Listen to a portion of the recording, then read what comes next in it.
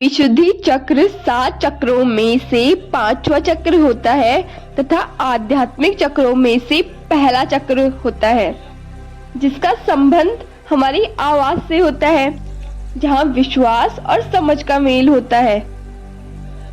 विशुद्धि चक्र में विश और शुद्धि 2 शब्द आते हैं, जिसमें विश का अर्थ होता है अपवित्रता या विश और शुद्धि का अर्थ होता है शुद्ध करना। का कंप्लीट मीन होगा कि हमारी बॉडी में जितनी भी अपवित्रता है या विश है उसे निकालकर उसे शुद्ध करना। विशुद्धि चक्र गले में स्थित होता है। जब हमारा विशुद्धि चक्र सही से काम नहीं करता है तो हमें अपना सच बोलने या खुद को अभिव्यक्त करने में कठिनाई होती है। हम जो एक्चुअल में हैं वैसा खुद को प्रेजेंट नहीं कर पाते। जब हमारा विशुद्धि चक्र सही से काम करता है तो हमारे जीने की इच्छा प्रबल होती है और हम अपने सपनों को पूरा कर पाते हैं। हम जो एक्चुअल में हैं वैसा खुद को प्रेजेंट कर पाते हैं। हम अपनी आंतरिक आवाज को सुनते हैं और मौन और वाणी के बीच में संतुलित रहते हैं। विशुद्धि चक्र गर्दन के आधार के सामने कॉलर बोन के खोखले भाग पर या कंठ में उपस्थित होता है। इसका रंग हल्का नीला होता है। इसका तत्व ध्वनि या आकाश होता है। ऐसा भी कहा जा सकता है कि यह थायराइड ग्रंथि में ही पाया जाता है। विशुद्धि चक्र में 16 पंखुड़ियों वाला एक कमल का फूल पाया जाता है, जिस पर अलग अलग बीज मंत्र अंकित होते हैं। इन 16 पंखुड़ियों पर अम, आम, इम, ईम, उम, ऊम, रिम, रीम, लिम, लीम, एम, एम, ओम, औम, अंग, अह अंकित होते हैं तथा इसका बीज मंत्र हम होता है। इसके अधिष्ठाता भगवान शिव को माना जाता है या यूं कहें रुद्र को माना जाता है। विशुद्धि चक्र उदान प्राण का प्रारंभिक बिंदु है। उदान प्राण सांस लेते समय शरीर के विषैले पदार्थों को शुद्ध करता है। विशुद्धि चक्र का नाम विशुद्धि इसलिए रखा गया है क्योंकि यह न केवल शारीरिक स्तर पर हमारे शरीर की शुद्धि करता है बल्कि मानसिक स्तर पर भी शुद्धि करता है।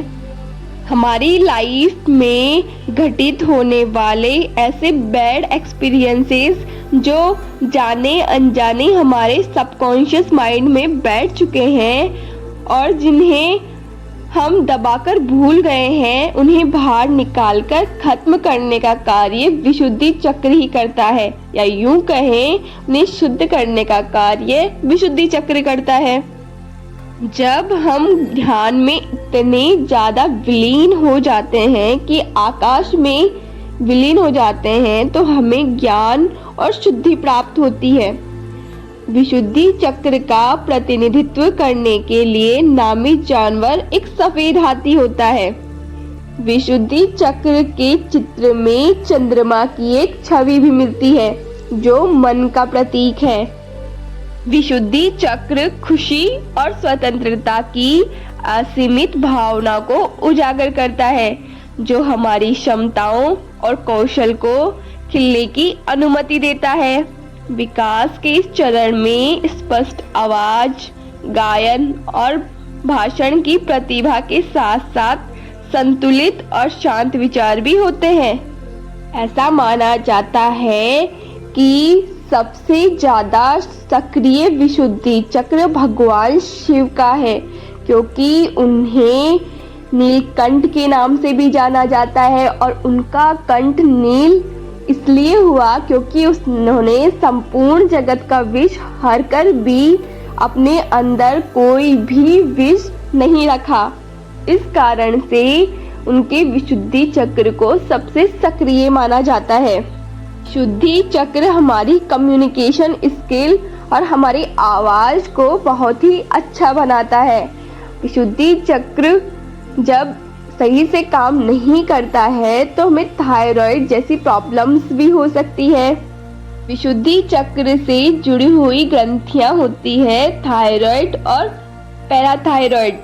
इससे जुड़े हुए हमारे भौतिक शरीर के अंग होते हैं गला, श्वास नली, गर्दन की कशेरुकाएं, मुंह, दांत और मसूड़े, ग्रास नली, हाइपोथैलेमस, कंधे, भुजाएं, हाथ।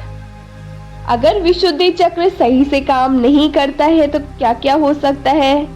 गले में खराश, मुंह में छाले, मसूड़ों में कठिनाई, गर्दन में अकड़न और थायराइड की समस्याएं। और मानसिक स्तर पर हमारी इच्छा शक्ति कम हो सकती है। हम अपने पर्सनल व्यूज अभिव्यक्त करने में डर सकते हैं, एक्सेट्रा एक्सेट्रा। आई होप आपको इस वीडियो से विशुद्धि चक्र के बारे में काफी इंफॉर्मेशन मिली होगी। अगर फिर भी आपको कोई डाउट है तो आप कमेंट बॉक्स में कमेंट कर सकते हैं। Thank you very much watching this video.